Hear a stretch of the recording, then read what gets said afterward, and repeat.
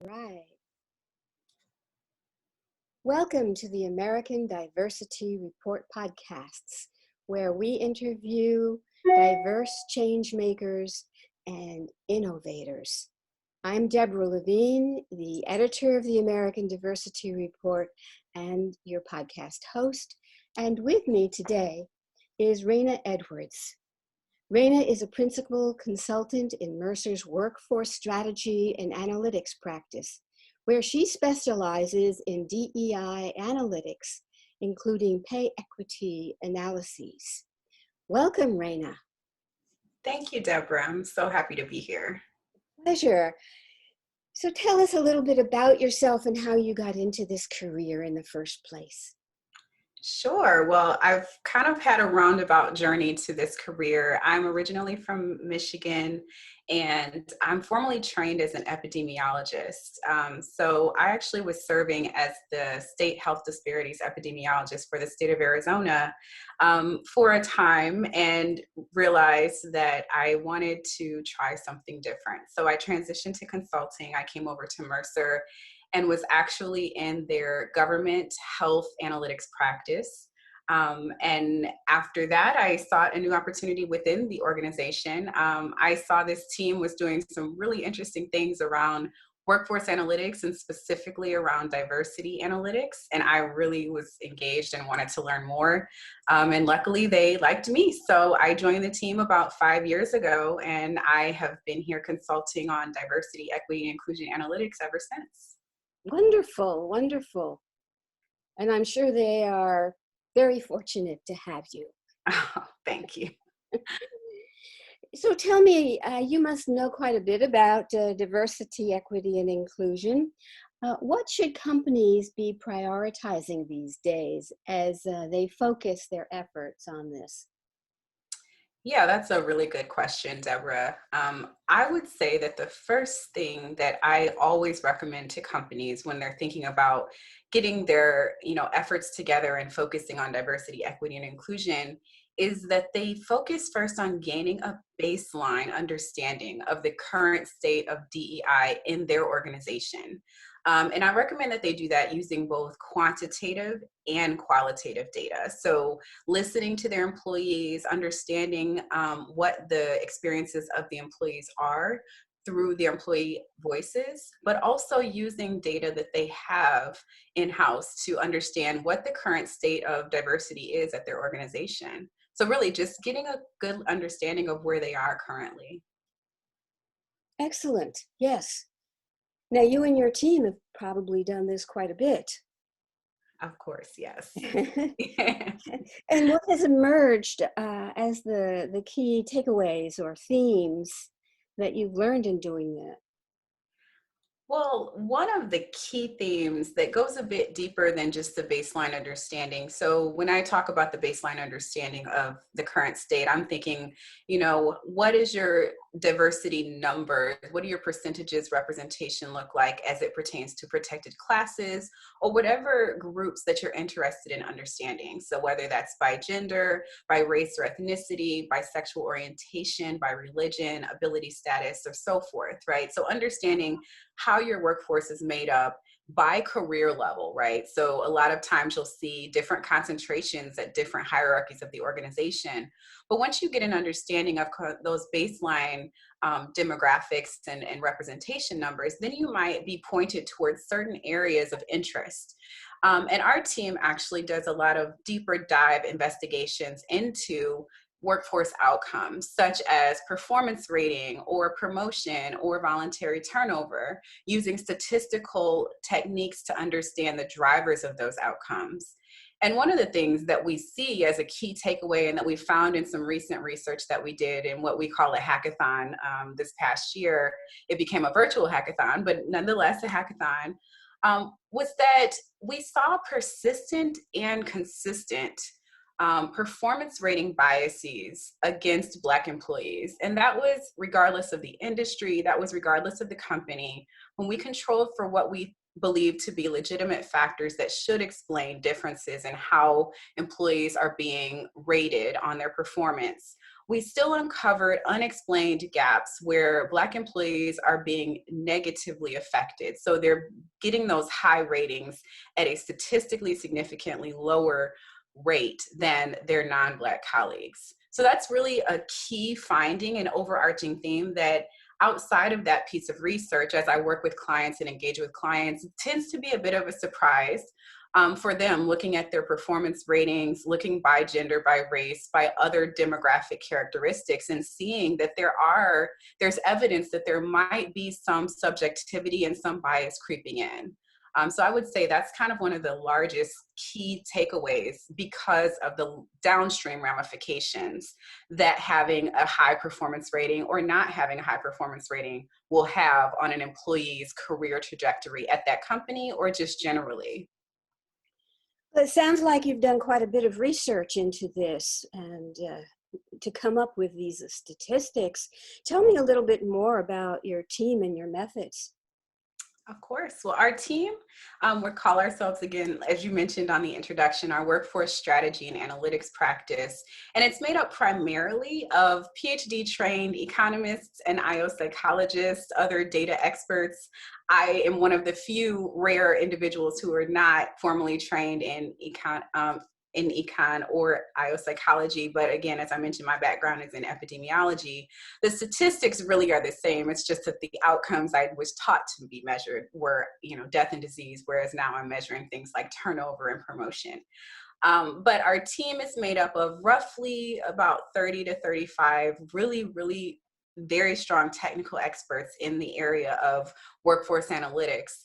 And we carry out various exercises and analytic exercises to understand what drives certain outcomes, whether those outcomes be things like I mentioned, promotion, whether it's pay, right around pay equity, and whether they're novel investigations. So a lot of things that we've been doing in recent years are network analyses to understand how different groups within organizations speak and communicate with each other and how that might have impacts on downstream outcomes, such as performance rating or promotion.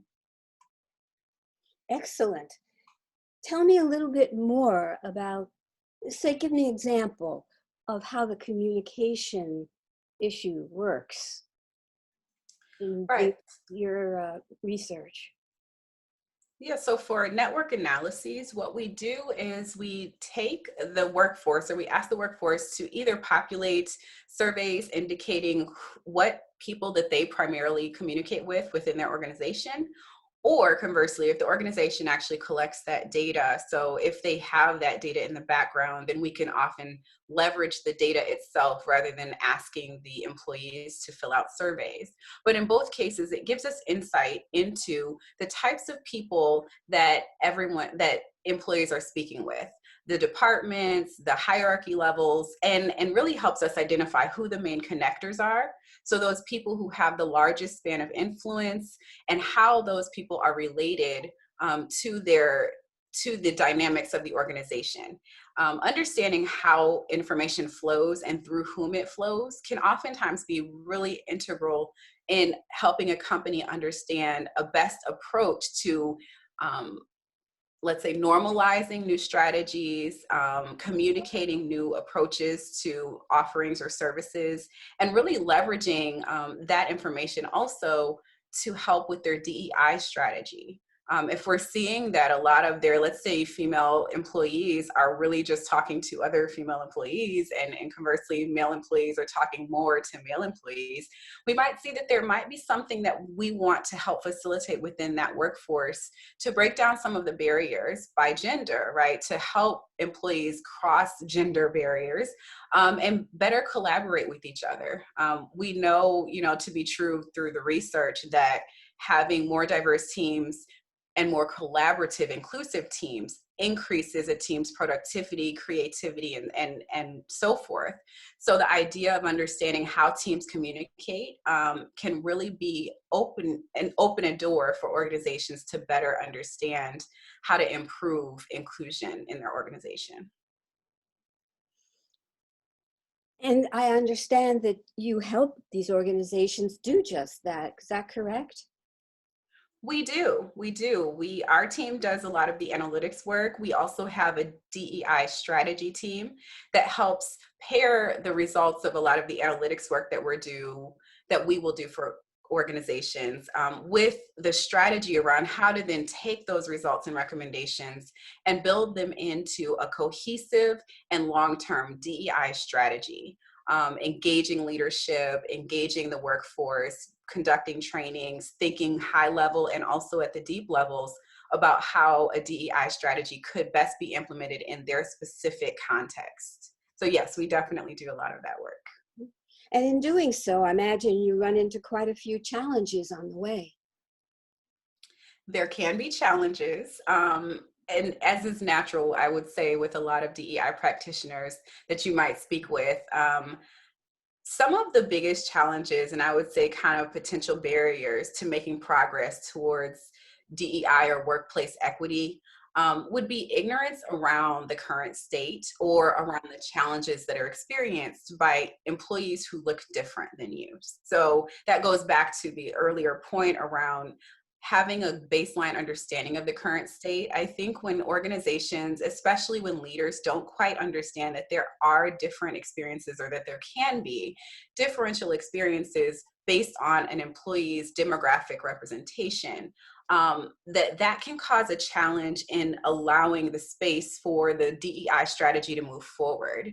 A lot of times the lack of knowledge or the information is the barrier itself. And that's why I recommend that gaining that baseline understanding and communicating that throughout the organization is really important. Of course, strategically communicating, but thinking about how you can incorporate those key data points into the story that you're building around the importance of DEI. Can you give us an example? Sure. There is I will say there are several cases, but this is an aggregate example. There have been several clients that I've worked with where the primary contact that I'm dealing with might be the head of HR or the head of diversity. They completely are on board and want to make a lot of progress, but there might be a bit of concern that the leadership in their organization isn't on that same page just yet. And they might need help from our organization and from Mercer helping them get there. There are two key ways that we do that. The first, again, is going back to the getting the baseline understanding. So gathering data from that organization. Their HRIS system houses a lot of the data that already exists and that can be used to make these points. So gathering that data from their organization, putting it into a format that's easily digestible, that's visually easy to kind of understand what is being said there and the story that's being told. And what we call it is an internal labor market map. And so illustrating the diversity both by head count, but also looking at hire rates, looking at promotion rates, looking at exit rates by career level. So it's kind of a snapshot at a glance of what's going on in that organization. After doing that, and also working with the teams that gather the employee voice, right? Understanding what the employee experiences are exactly as they articulate them, and synthesizing that into a report or an executive summary, we've found it is extremely powerful in making the case for executives and leaders in organizations where they might have initially been a bit hesitant to go down this journey of diversity, equity, and inclusion. Once they see the data and once they understand that not all of their employees are having the same experience, I've found it to be a revolutionary type of kind of light bulb moment where they decide that unequivocally this needs to be a priority. And because they are not comfortable with the difference in experience based on the way a person looks, they really want to get things done.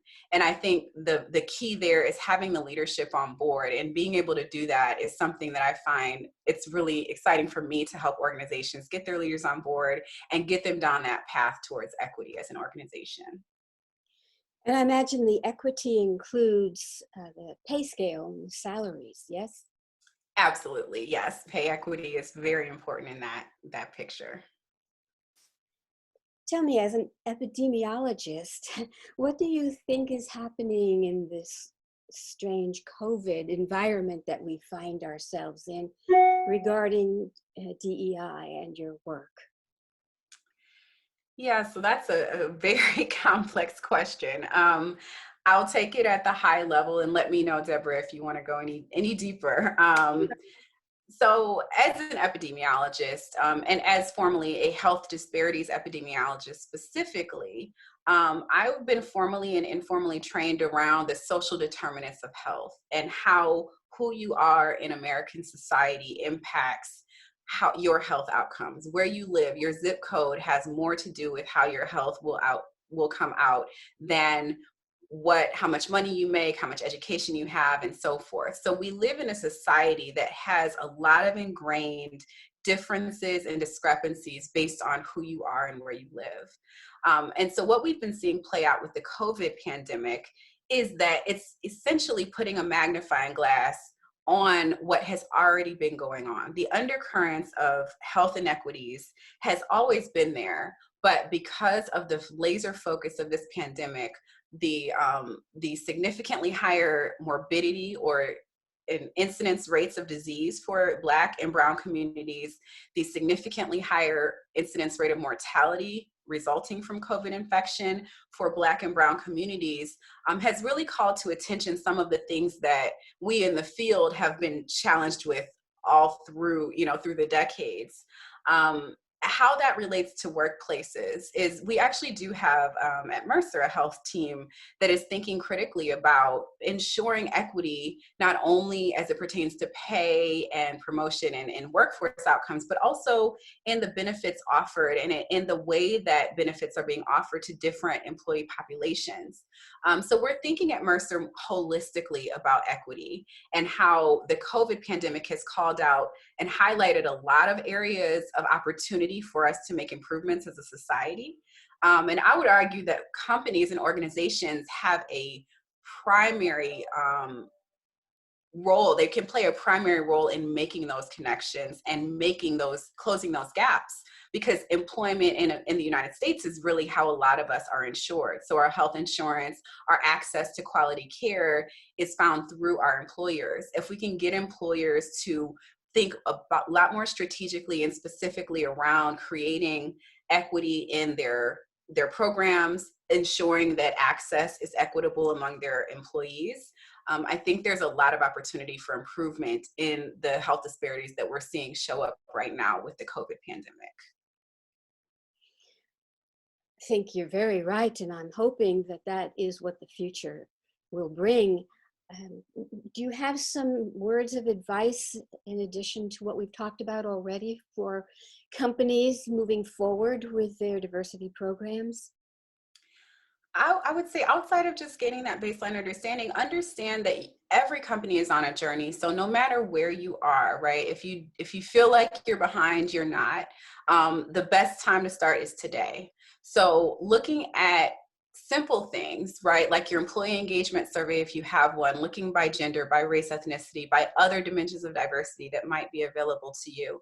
Looking at your performance distribution, if you have those, seeing how they might differ by gender or race, looking at how people are being selected into your organization, just all of the metrics, the key metrics that keep our businesses running, keep our people happy within organizations. If you start trying to think about adding a lens of diversity, adding a lens of equity, it can really give you insights that you might not have otherwise had and can help inform the diversity strategy that either is already in action within your organization or that is yet to come, right? But just getting a good sense of where things are in everyday work as it pertains to diversity and equity, I would say is the best first step you can take. Just caring about equity is going to be the best first step that you can take.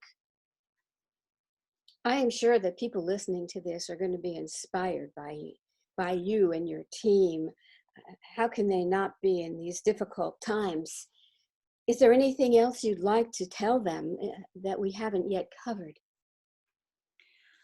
I would just say that when you're thinking about diversity, when you're thinking about equity, and when you're thinking about inclusion, a lot of times it tends to be trigger words for some individuals.